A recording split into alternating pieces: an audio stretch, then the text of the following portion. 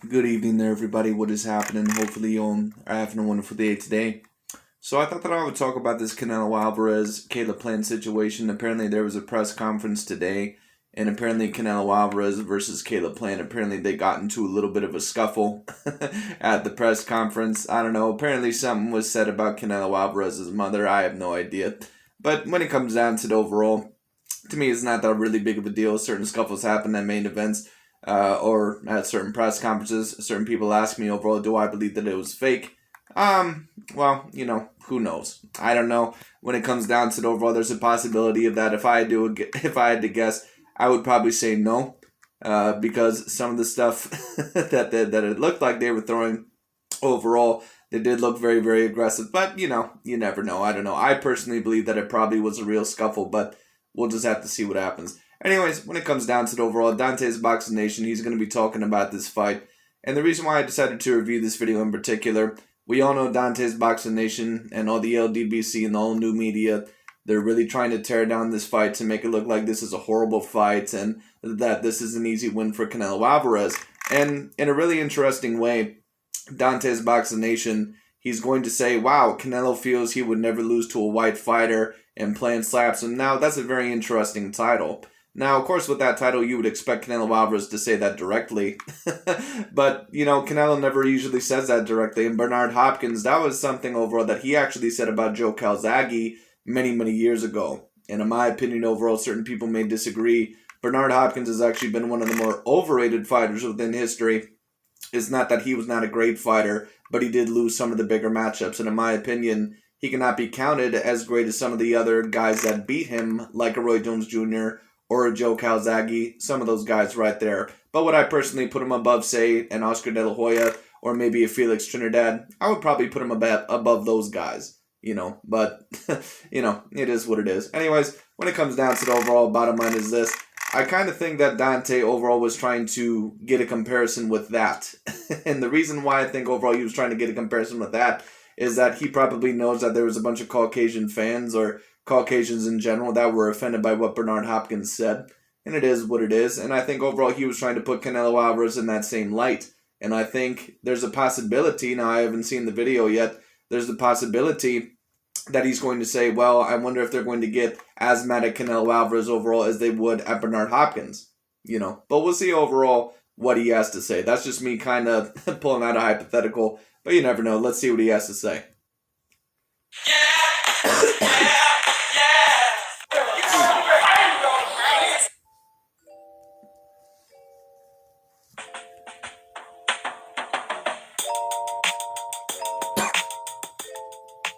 Dante's Boxing Nation, what's going on, guys?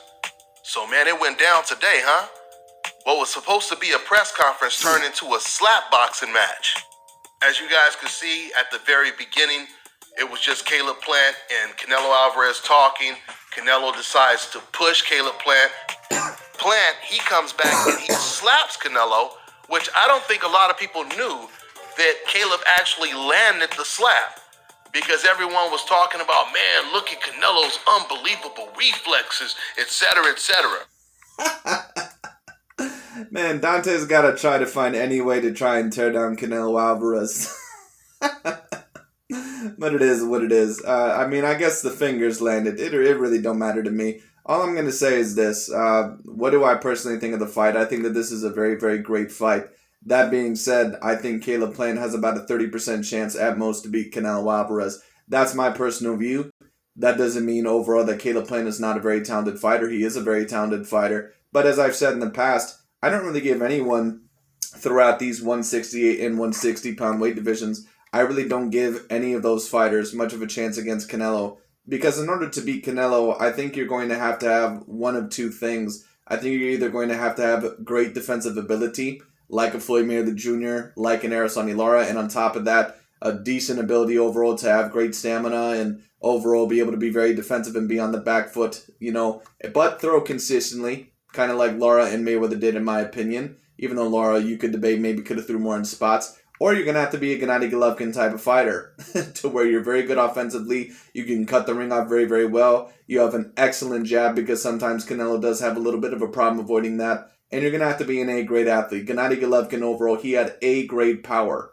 And both times, he had Canelo Alvarez backing up in certain moments pretty much the whole entire time in the first fight. And in the second fight, parts of the latter rounds. So, the only ones that I personally see doing that to Canelo Alvarez, in my opinion, is no one in 160 or no one in 168. I believe it's either going to be Artur Beterbiev or Dimitri Bivol, and I'm not even sure if those fighters can beat Canelo Alvarez. But we'll see what happens.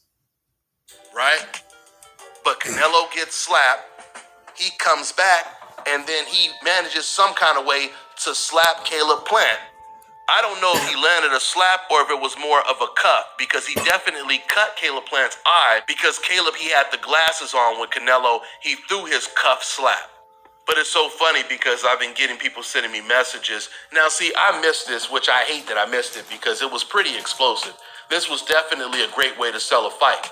You know, I'm out here in Thailand, and sometimes these press conferences, they come on extremely early morning for me. Matter of fact, I believe this press conference started 4 a.m. my time. But when I woke up, I had all kind of messages sent to me, and people were like, man, these Canelo fans, they celebrating like Canelo just beat up Andre Ward, Floyd Mayweather, the Charlo brothers, and Andrade on the stage. I mean, it's amazing to me how confident Canelo Alvarez is when he's in there with someone who he believes is going to be a very easy fight. And here Dante goes again overall trying to tear down this fight. I wonder overall when Gervonta Tank Davis fought Mario Barrios, a person that really should have lost one of his previous fights, had that guy not fought so stupidly in certain moments overall during that fight. I wonder if he said that Gervonta Tank Davis, if he was fighting such an easy fight with Mario Barrios, because let's be real, I get it, Mario, he was the bigger guy, but Mario's not an elite fighter. He's never going to be an elite fighter. He's never a guy that, unless that division is very watered down, he's never going to be one of the elite champions there. He's never going to win one of the actual belts there. It's just not going to happen. It is what it is. I really believe Canelo Alvarez, he feels, I ain't gonna never lose to a white boy or any European fighter, at least at 168. 175, that's a whole different ball game. And so there's no confusion. At 168 is pretty good too. And when you take a look at these fighters, besides Avni Yildirim, Billy Joe Saunders is an elite Caucasian fighter, as is Caleb Plant. Callum Smith is not a bad fighter either. And I assure you, once again, had Demetrius Andrade or overall, if Jamal Charlo, they would have got to Callum Smith first, hell, even if they possibly would fight them next, I can guarantee you the energy would be completely different. But it is what it is. Fusion, even though Yildirim is obviously not white, he is Eastern European. And that's why those are the only fighters he keeps fighting. Because he feels, ain't no way I'm going to lose to one of them. Ain't no way.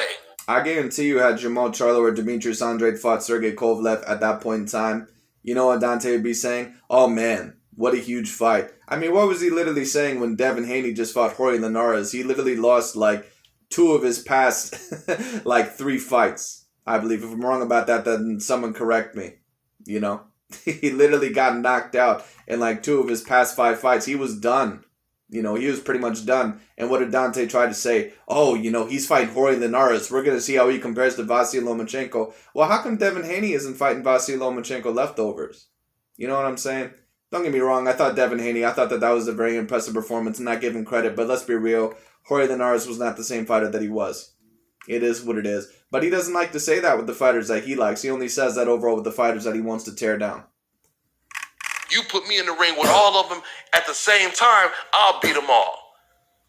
I mean, man, the way Canelo Alvarez was carrying on today, you would have truly thought that Canelo Alvarez was in there in a 50-50 fight, or at least the perception of a 50-50 fight. Don't get me... Right, but once again, Dante always tries to put this out there, but if we're actually being real, when it comes to 168 and when it comes to 160, there is no 50-50 fight for Canelo Alvarez out there. It's not necessarily that there isn't a great deal of talent there. Of course, you have the Charlos, mainly Jamal Charlo, who I think is the better fighter of the two. You have Demetrius Andrade, of course, David Benavidez, Caleb Plant, Billy Joe Saunders, Callum Smith, all those guys. And if I'm missing anyone, then, correct me. Maybe Jose Uzcategui, maybe he can have a little bit of a comeback. I don't know, although I doubt it. But we'll see what happens. bottom line is this. Those are very talented divisions. But when it comes down to it overall, I don't think any of those fighters can make a 50-50 fight with Canelo Alvarez. There's only 2 fighters within those weight divisions, including 168, that in my opinion can make a 50-50 fight with Canelo, and that's a big maybe. It would either be Artur Beterbiev or Dimitri Bivol at their best, and they have their certain faults as well. So I don't know. Wrong. I truly believe that Caleb Plant, he's going to expose Canelo Alvarez. The only thing I'm not sure of... Well, expose him in what way? We all know that Canelo Alvarez overall, we all know that at times he does have problems with defensive fighters, who like to be on the back foot and overall are defensive. But, I mean, we've seen that before. Sergey Kovalev was able to give him some problems. Billy Joe Saunders was able to give him some problems. Laura was able to give him some problems. Even Austin Trout for a little bit. But when it comes down to it overall, Deontay overall acts like we've never seen this in Canelo Alvarez. But, in Deontay Wilder, when he got beaten up by Tyson Fury, you notice overall that he won't say that he was exposed, And I'm going to be talking about that fight very, very soon because, of course, Tyson Fury and Deontay Wilder, that happens here in a couple of weeks. Is can he do it for a whole 12 rounds? Because I truly believe that this fight is going to play out very similar to the way the BJ Saunders fight played out. Where that could be very true. Caleb Plant overall, he was starting to get hit a little bit more in the second half of the Jose Uzcategui fight. But really, Caleb Plant overall, I think that he has improved a little bit as of a fighter. Let's be real also, that was his first championship fight. Jose Uzcategui was a very tough fighter at the time when it came down to it. And on top of that, when it comes down to it, he also beat Caleb Truax. And I'm not saying that Caleb Truax is an A-grade fighter by any means, but he is a person that was able to beat James DeGale. And on top of that overall, Caleb Truax, he can be a tough fighter. And I seen Caleb Plant, I seen him completely dominate him. So we'll see what happens. Caleb Plant overall, he's nothing to mess around with. I'm going to predict that Canelo Alvarez, he either gets a late round stoppage or a unanimous decision. I'm going to more than likely predict a unanimous decision. But if it ended up by like the Billy Joe Saunders fight, I wouldn't be surprised at all. BJ Saunders, he was outboxing Canelo fairly easy. Now, no, he wasn't. That's a narrative that is spread overall by many people overall who tried to, say that Canelo Alvarez overall, is not the number 1 pound for pound. It's so interesting. Apparently, Canelo Alvarez, the only fighters that he knows he can beat are these Caucasian fighters. But how many Caucasian fighters now have given, Canelo Alvarez problems? Sergey Kovalev, Billy Joe Saunders, Gennady Golovkin, It's almost like some of these European fighters are better than what Dante has given them credit for. But I think he knows that. He just has an agenda. So it is what it is. I want you guys to understand this. For those of you guys who don't know, Chris Mannix and I had one of my watchers comment when I reviewed that fight. They said, I had Billy Joe Saunders winning that fight. Well, I have to respectfully disagree. I understand why you would have Billy Joe Saunders winning that fight because he certainly was more active. But Canelo Alvarez, his defense was very, very good in that fight. And Billy Joe Saunders, yes, he was throwing a whole lot. If you're a person that, is trying to spread a narrative or you don't score boxing fights very often, it would look to the naked eye that, he was winning that fight. But if you really know what you're watching, no, he clearly was not winning that fight. I think maybe he won about 3 rounds, but he just really was not landing. A lot of the punches he was throwing, they just weren't landing. Some of them were landing here and there, and I think it's very unfortunate that the fight ended the way that it did. But, it is what it is. It happens. But I believe the fight was stopped in the 9th round or right after that when it came down. I can't remember. But when it comes down to the overall bottom line is this. I had the fight, I believe, 5 rounds to 3. I had Canelo winning 5 rounds because he clearly was landing usually the more impactful punches, in my opinion. Billy Joe certainly was throwing more, but his accuracy just was not there compared to Canelo. Canelo Alvarez's defense is so much more improved than he used to be. He is very, very sharp. By the way, for those of you guys who don't know, Chris Mannix is an extreme racist, and he is a huge... As are you, but it is what it is. A huge Canelo Alvarez fan. And he had the fight scored 5-1 in favor of Saunders. And so did Sergio Moore. Well, then that would mean overall that he doesn't know how to score a boxing fight. But it is what it is. You guys know who Sergio Mora is. So if that news hurt you Canelo Alvarez fans' feelings, don't start crying on my channel. Send the message to Sergio Mora and Chris Mannix and complain. Well, it is what it is. Like I said, you can score a boxing fight however you want to. That doesn't mean overall that it should be scored that way. You know what I'm saying? It is what it is. I seen Paul Williams win a decision overall over Araceli Lara. Does that mean that he deserved to win the fight? Absolutely not. And for those of you overall that don't know that fight, that was probably the worst robbery that I personally ever seen in boxing history. At least of the 21st century, excuse me, when it comes down to it. But when it comes down to the overall, excuse me. But when it comes down to the overall, like I said, overall, Canelo Alvarez, he's a very special fighter. And I thought overall that he was very clearly winning the fight. Like I said, if you're a person overall who may be a casual fan, and I'm not trying to insult anyone, but if you're a person that, mainly just watches Canelo Alvarez fights, or you're a person that just tunes into some big fights here and there, it may have looked overall like Billy Joe Saunders was winning that fight, but he just was not landing enough. With them, like, I remember the John Jones versus Alexander Gustafsson fight. That was a very great fight that happened on the UFC. I don't remember which card it was specifically, but that happened very, very long ago. And when it came down to the overall, at first when I watched it, just like many other people, I thought Alexander Gustafsson won. But watching it years later, I see why John Jones just pulled out of that fight, because he really did land more. Although it was very, very competitive, Alexander Gustafsson, he threw more in certain spots, but he didn't land more clearly in certain spots. And that's what you have to do in boxing. You have to land the clean, effective punches. Now, if it's close overall, then, the round can go either way. But in my opinion, it really wasn't that close. Then why they had the fight scored 5-1 in favor of BJ Saunders.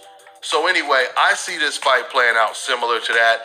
It seems like this is a fight where, once again, Canelo Alvarez, he'll get completely outboxed. He'll get completely outboxed. Canelo Alvarez has not gotten completely outboxed ever since that Gennady Golovkin first fight. Vulnerable. Caleb will make it look easy in the first half. And then after that, I'm thinking that Caleb might start slowing down. He might start slowing down. He might start getting caught with shots in the later rounds. And that's when... That's so interesting overall that he assumes that Caleb, that is going to happen in Caleb plan, and it's also going to happen to every other white boy that's in that division when it comes down to it. But when it comes to Demetrius Andrade or David Benavidez or Jamal Charlo, the fighters overall that he tries to use his narrative for. Have we not seen David Benavidez knocked down before? Have we not seen Demetrius Andrade and Jamal Charlo possibly hurt before, and overall them really actually almost lose fights? Have we not seen Demetrius Andrade in a split decision before? Against Jack Kolke? Have we not seen Jamal Charlo not do super duper well against Matt Korobov? Shit, he looked like shit in his last fight, and that was against a C-class fighter. Like, I just don't get this narrative. I mean, I get why they're trying to, put it out there, because, they're a black cult. But when it comes down to it, I don't get so many people that believe it. Because it's like, if you know boxing, if you watch these guys, Jamal Charlo and Demetrius Andrade, they're not indestructible. They're not really greater than Caleb Plant or Billy Joe Saunders. I mean, and if they are greater, it's really by a slight degree. I personally don't think they are. But it is what it is. Anyway. And Canelo may actually end up winning by knockout. But if Caleb Plant can... Like, to me, it's like comparing... I'm trying to think here. Like, what's a good comparison? It would be like comparing Jesse Vargas or Adrian Broner, whoever you personally think is the better fighter. If you think it's Adrian Broner, go for it. If you think it's Jesse Vargas, go for it. They had a very tough fight a few years ago. To me, it would basically be comparing like that. It would be basically arguing about who is better between Jesse Vargas and Adrian Broner. It's really a null and void argument, because who really cares? They're pretty much in the same category. Be as strong in the second half as he will be in the first half, then this might end up being an upset. But I'm going to tell you guys straight up, I know Caleb Plant personally. He's Team USA. I'm definitely rooting for him. Once again. Unless he was fighting a black fighter. Unless he was facing Araceli Lara, or unless he was facing Andrade, or unless he was facing Charlo. So you're telling me overall that your Team USA so much, Dante, that your Team USA so much that if this was Caleb Plant versus Demetrius Andrade, you'd be 50-50 about this, right? You would have no bias whatsoever? Or that, if this was Araceli Lara for, from a few years ago, that you would cheer for Caleb Plant over Araceli Lara? Get the fuck out of here, man. You're not fooling anybody. Dante always spreads this bullshit overall that he's this guy that just teams for Team America. Whatever, dude. We all know what team you're for. All right, it is what it is. And right now, you're team anti Canelo. You need Canelo Alvarez to go down. So that's the deal. But it is what it is. Just like if this was the Olympics, I'm going to be rooting for my country. So I'm rooting for him. But if you're forcing me to bet, I just have a feeling that Canelo is going to end up catching him late, like he did again. Well, I think Canelo Alvarez is going to outbox him. I think Caleb Plant, I think that he's a very talented fighter. I think that he's very slick. But on top of that, I don't think that he keeps his hands up enough. He does have decently fast feet from what I've seen. He does have decently fast hands. I don't know if he necessarily has the power enough to back up Canelo. But we'll see what happens. Because you know what? People like to talk shit on Billy Joe Saunders now. He's not a big puncher. But you know what? Billy Joe Saunders at times, he was backing up Canelo Alvarez. He was landing some tough shots. So don't underestimate Caleb Plant. He can hit you. We'll see what happens. I'm not saying that he has A-grade power, but the only people in the world, in my opinion, and that this is going to be the 175 division. I think I messed that up earlier as well. The 175-pound division. The only ones that I personally see as of right now, if their power is good enough to hurt Canelo, it would either be Dimitri Bivol or Artur Beterbiev. Those are the only two. BJ Saunders, like he did against Kovalev. The thing is, Kovalev, BJ Saunders, they were both outboxing Canelo Alvarez. That's not true. And a lot of people overall, they thought, that they tried to spread the narrative that Sergey Kovalev was outboxing Canelo. That was a very closely contested fight. But I had Canelo Alvarez winning because it was very obvious that Sergey Kovalev was not willing to throw certain punches, especially that right hand, because of the counters that Canelo Alvarez was coming forward with. All right? It is what it is. Making him look like he was nothing special. And then out of nowhere... Whatever, dude. It's once again, it's so funny overall. Sergey Kovalev making Canelo Alvarez making... You know how good of a fighter Sergey Kovalev is? Understandably, he's not the same fighter that he was when he fought Andre Ward. All that's understandable. I want to see Jamal Charlo. I want to see Jamal Charlo or Demetrius Andrade beat that version of Sergey Kovalev, go up to 175 and beat Sergey Kovalev. Because you know what? They get their ass kicked. They'd get knocked out probably by Sergey Kovalev. That's probably what would happen, at least at that point in time in his career. Sergey Kovalev is pretty much mincemeat now ever since that Canelo Alvarez fight. But at that time, that would have been real interesting to see. Canelo caught them both with something and knocked them out. We'll see if Caleb Plant, if he could avoid that fate. But, I just hope that for Canelo's sake, for Caleb Plant's sake, I hope he has really gotten better since the Jose Ukasigi fight. Because that's the fight that I mainly focus on. The fact that... Well, you should watch some of his other fights. Caleb Plant, once again, he was looking great in that fight until the second half. And he started getting hit with a lot of unnecessary shots, especially when they were fighting in close quarters. And the way That is true. That is true, overall. But Caleb Plant still won that fight, I believe, this is my view, still probably won that fight about 9 rounds to 3, 8 rounds to 4. But he did make it a little bit closer than he needed to at the end. I could tell that he was losing steam. However, if you've watched some of his past couple fights, of course, I don't know if they're the same grade as Jose Uzcategui, but he does look overall to be a little bit better than what he was. Let's also once again put in this factor, that was his first championship fight. See it is if Caleb Plant is getting caught with shots by Ukasigi, who is slow as molasses compared to Canelo Alvarez. He's not necessarily the fastest puncher, but he's a very accurate puncher and he has decent power. That's one thing about Jose Uzcategui, and that's exactly why he was able to knock out that one Durrell brother, I believe. So it is what it is, even in the rematch. Going to have to really, really step up his defense against Canelo. But we'll see how it plays out November 6th. Once again, they definitely sold this fight. They definitely sold the fight. Yes, and that pisses you off because you want to tear down this fight as much as you can, but you're not going to be able to. You're not going to be able to overall because when it comes down to it, once again, Canelo Alvarez, he's not only the number 1 pound for pound fighter, he's the main cash cow. And I'm not a Canelo Alvarez fan. I'm not a fan of any of these fighters. Many people may think that. I'm just a person that believes that Canelo Alvarez is right now the number 1 pound for pound fighter. Could that change later on? It could change at any time. but we'll see what happens. As of right now, I think Canelo Alvarez is the most skilled boxer in the world, at least when we talk about active boxers. So it is what it is. Anyway. Now, once again, I can't understand why Canelo Alvarez... And not even just the most skilled, also has the best resume. And on top of that, overall has great accomplishments. And overall has great dominance. Because once again, I rank by 4 categories. Are celebrating that he cut this man with his glasses on. I mean, because once again, they're making it seem like Caleb Plant is the favorite to beat Canelo or something. You know? And man, look what they... Yeah, just just overall like you do with Demetrius Andrade and Jamal Charlo. Like, come on, man. Underdog Canelo did. You know, he's showing he's not afraid. This dude hates Canelo Alvarez so much. This dude wishes that Canelo Alvarez would die in a car accident tomorrow. He hates this dude so much because he does not want a person like this to be the #1 pound-for-pound fighter. When he's coming to fight, that would make more sense to me. If it was Kambosos who was cutting Teofimo in press conferences and all this kind of stuff, that to me would be more of, you know, something that should raise fans' eyebrows. Like, man, did you see Kambosos? People thought he had no chance, but this man is on fire, right? But this is not the case. Canelo Alvarez, he personally handpicked this opponent because he feels that this guy meets his criteria of being... Oh, he picked Caleb Plant overall because, first of all, he's a very talented fighter, and he's the last belt in that division. So it is what it is. Either European or European white fighter that he feels is limited compared to other fighters.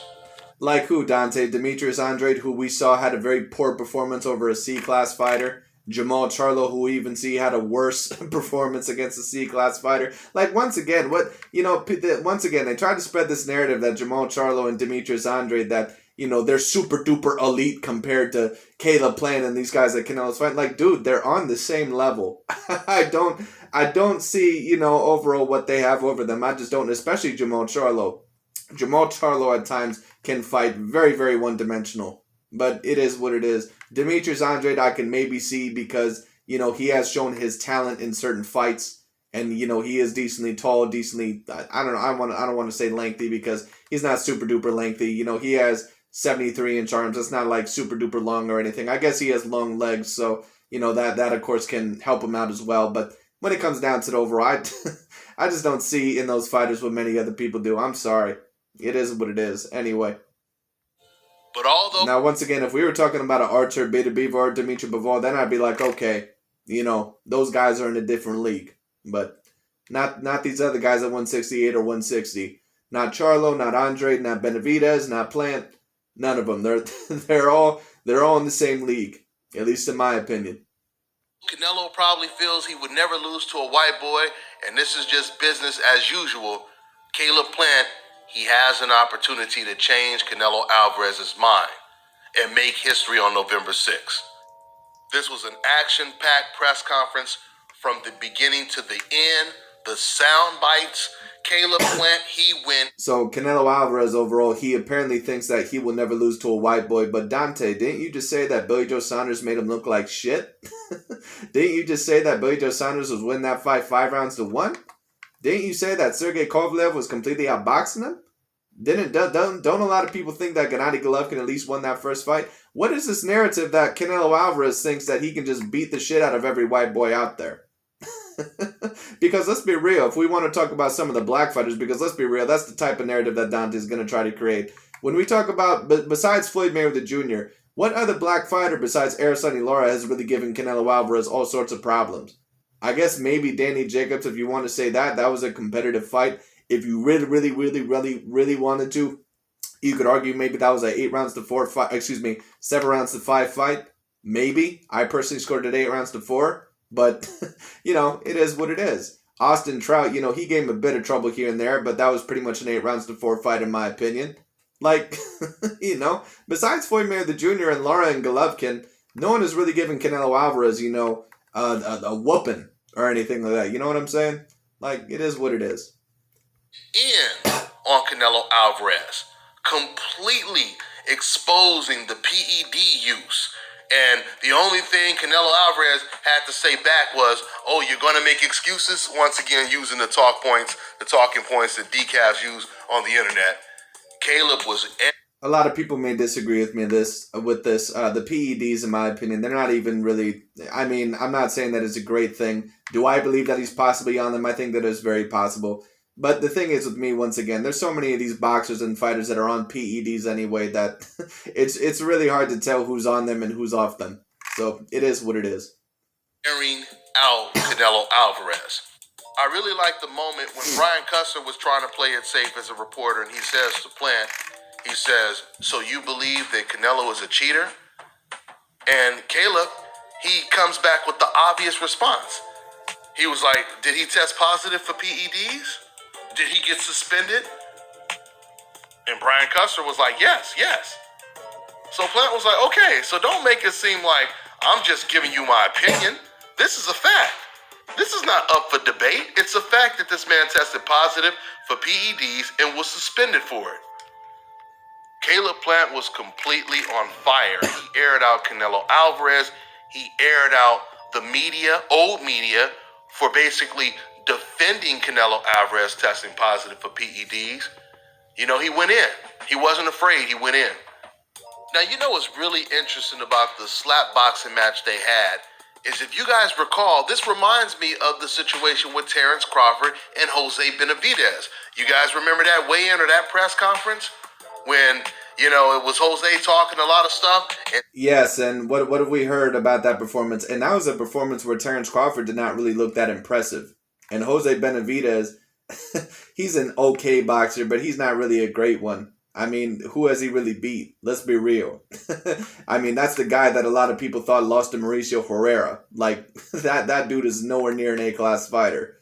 But, you know, when Terrence Crawford knocked him out, what did we hear from Dante's Boxing Nation? "Oh my God, this Terrence Crawford guy," like, you know, we heard nothing but praise.